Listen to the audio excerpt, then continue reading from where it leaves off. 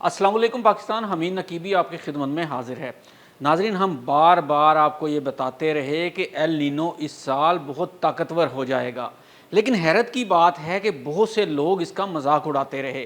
لیکن اب new York time کی ایک ایسی رپورٹ سامنے آئی ہے جس نے پوری دنیا کو اس سال کے آخر تک ایل نینو کے بہت زیادہ سنگین ہونے سے متعلق تہلکہ مچا رکھا ہے، اور ماہرین اسے تقریباً 80 سال کے ریکارڈ میں سب سے طاقتور ایل نینو قرار دیے جانے کا امکان ظاہر کر رہے ہیں۔ اور اس وقت صورتحال یہ ہے کہ نیو یارک ٹائم کے مطابق دسمبر میں ایل نینو نے اپنے پیک پر جانا تھا، لیکن اس کی شدت کے اثرات اب ہی سے شروع ہو چکے ہیں۔ ناظرین، ہم تو ایل نینو کو مذاق سمجھتے رہے، لیکن ترقی یافتہ ممالک کے سائنسدان اس پر مسلسل ورکنگ کرتے رہے، اور اب وہ وقت آن پہنچا ہے کہ پوری دنیا کے ماہرین ایل نینو کے سنگین ہونے سے بہت پریشان ہیں اور اس کا تدارک کرنے کے لیے حکمت عملی تیار کر رہے ہیں۔ دنیا کے نقشے پر ایک ایسا خطرہ ابھر رہا ہے جس کی شروعات کسی جنگ، ایٹمی دھماکے یا طوفان سے نہیں ہوئی۔ ناظرین، ایل نینو کی شروعات ہوئی ہے سمندر کے پانی کے غیر معمولی طور پر گرم ہونے سے، لیکن یہ کوئی معمولی گرمی نہیں۔ بحر الکاہل میں پیدا ہونے والا ایل نینو اس وقت اتنی شدت اختیار کر رہا ہے کہ ماہرین اسے تقریباً 80 سال کے ریکارڈ میں سب سے طاقتور ایل نینو قرار دے رہے ہیں، اور سب سے خوفناک بات، اس کی اصل شدت ابھی آنا باقی ہے، لیکن تباہ کن اثرات ابھی سے دنیا کے مختلف حصوں میں نظر آنا شروع ہو چکے ہیں۔ بھارت میں غیر معمولی خشک موسم، ایتھوپیا میں کئی دہائیوں کی شدید خشکی، وسطی امریکہ میں فصلیں تباہ، پاناما میں بارش کی کمی سے عالمی تجارت کے ایک اہم راستے پر خطرات، اور دوسری طرف دنیا کا درجہ حرارت مسلسل خطرناک حدوں کے قریب۔ اب ذرا یہ اعداد سنیں۔ گواٹے مالا میں جولائی کی بارش معمول سے 85% تک کم رہی۔ کینیا میں بعض علاقوں میں جہاں 1 ایکڑ سے 20 سے 30 بوریاں مکئی پیدا ہوتی تھیں، وہاں اس سال پیداوار صرف 1 یا 2 بوری رہ جانے کا خدشہ ہے۔ اور اقوام متحدہ کے ورلڈ فوڈ پروگرام کے مطابق سال کے اختتام تک ایل نینو کی وجہ سے دنیا بھر میں تقریباً 5 کروڑ مزید افراد شدید بھوک کا شکار ہو سکتے ہیں۔ لیکن کہانی یہاں ختم نہیں ہوتی۔ امریکی ماہرین کے مطابق اکتوبر سے دسمبر کے دوران انتہائی طاقتور ایل نینو کی صورتحال کا امکان 81% تک ہے، یعنی جس موسمیاتی بحران کے اثرات ہم آج دیکھ رہے ہیں، اس کی اصل شدت آنے والے مہینوں میں سامنے آ سکتی ہے۔ تو سوال یہ ہے، آخر بحر الکاہل کا گرم ہوتا ہوا پانی ہزاروں کلومیٹر دور پاکستان، بھارت، افریقہ، امریکہ کے موسم کو کیسے بدل سکتا ہے؟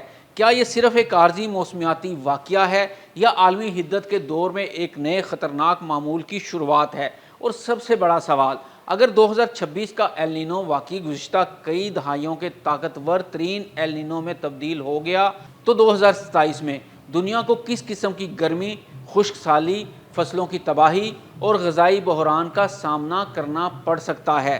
تو ناظرین، آئیے بات کرتے ہیں بحر الکاہل کا گرم ہوتا ہوا پانی پوری دنیا کا موسم کیسے بدل سکتا ہے۔ ناظرین، ایل نینو بحر الکاہل میں سمندر کے غیر معمولی طور پر گرم ہونے کا قدرتی موسمیاتی مظہر ہے۔ یہ اضافی حرارت ہواؤں اور بارشوں کا نظام بدل دیتی ہے، جس سے دنیا کے مختلف علاقوں میں موسم شدید متاثر ہوتا ہے۔ کہیں خشک سالی آتی ہے، کہیں سیلاب، اور کہیں فصلیں تباہ ہو جاتی ہیں۔ تو اب بات کرتے ہیں کہ اس سال کا ایل نینو اتنا خطرناک کیوں سمجھا جا رہا ہے، کیونکہ اس بار معاملہ صرف ایل نینو کے آنے کا نہیں، اس کی شدت کا ہے۔ یہ موسمیاتی مظہر عام طور پر 2 سے 7 سال میں آتا ہے، اور عموماً دسمبر کے قریب اپنی زیادہ سے زیادہ شدت اختیار کر لیتا ہے۔ لیکن 2026 میں صورتحال مختلف دکھائی دے رہی ہے۔ ماہرین کے مطابق اس سال ایل نینو غیر معمولی طور پر جلد فعال ہوا ہے، اور اس کے اثرات اس وقت ظاہر ہو رہے ہیں جب اس کی مکمل شدت ابھی سامنے بھی نہیں آئی۔ بھارت میں جون 1901 کے بعد سے 5واں خشک ترین جون ریکارڈ کیا گیا ہے۔ ایتھوپیا کے زرخیز پہاڑی علاقوں میں تقریباً 4 دہائیوں کے دوران موسم گرما کی بدترین خشک صورتحال سامنے آ رہی ہے، اور پاناما، جو دنیا کے زیادہ بارش والے ممالک میں شمار ہوتا ہے، اس کے بعض علاقوں میں مئی کے آغاز سے کوئی بڑا طوفان نہیں آیا۔ یعنی سائنسدان ابھی بھی پیک کا انتظار کر رہے ہیں، جبکہ دنیا اس کے ابتدائی اثرات پہلے سے ہی محسوس کر رہی ہے۔ تو ناظرین، کیا یہ واقعی کئی دہائیوں کا طاقتور ترین ایل نینو بن سکتا ہے؟ اعداد اس خدشے کو مزید سنجیدہ بنا دیتے ہیں۔ نووا کے مطابق اکتوبر سے دسمبر کے دوران 81% امکان ہے کہ ایل نینو کی صورتحال بہت شدید ہوگی۔ بحر الکاہل کے مخصوص حصے میں 3 ماہ کا اوسط درجہ حرارت معمول سے تقریباً 2 ڈگری سیلسیس زیادہ ہو سکتا ہے، اور روزانہ کی سطح پر سمندر کا درجہ حرارت معمول سے تقریباً 3 ڈگری سیلسیس سے بھی زیادہ اوپر جانے کی پیش گوئی کی جا رہی ہے۔ یہاں ایک اہم بات سمجھنا ضروری ہے، ہوا کا درجہ حرارت دن کے دوران کئی ڈگری تبدیل ہو سکتا ہے، لیکن سمندر اتنی تیزی سے اور اتنی بڑی مقدار میں گرم نہیں ہوتا، اس لیے سمندر کے درجہ حرارت میں ایسی تبدیلی غیر معمولی اہمیت رکھتی ہے۔ ماضی کے طاقتور ایل نینو واقعات میں 1982، 83، 1997 اور 98 اور 2015 کے واقعات شامل ہیں۔ رواں سال کا ایل نینو تاریخی واقعات کی شدت سے بھی آگے جانے کی صلاحیت رکھتا ہے۔ کیا ایل نینو 2026 کو دنیا کا گرم ترین سال بنا سکتا ہے؟ یہاں کہانی مزید دلچسپ ہو جاتی ہے۔ ناظرین، 2026 کے ابتدائی مہینوں میں دنیا کا درجہ حرارت 2024 کے مقابلے میں کم تھا۔ 2024 اب تک ریکارڈ کیا گیا دنیا کا گرم ترین سال ہے، لیکن ماہر موسمیات زیک ہاؤس فادر کے مطابق 2026 کے دنیا کا گرم ترین سال بننے کا 40% امکان موجود ہے، اور نووا کے مطابق جولائی 2026 جولائی 2024 کے مقابلے میں ریکارڈ شدہ تاریخ کا گرم ترین جولائی رہا۔ اس کی وجہ یہ ہے کہ ایل نینو کے دوران بحر الکاہل میں جمع ہونے والی اضافی حرارت بالآخر فضا میں منتقل ہوتی ہے اور عالمی درجہ حرارت کو اوپر دھکیل دیتی ہے۔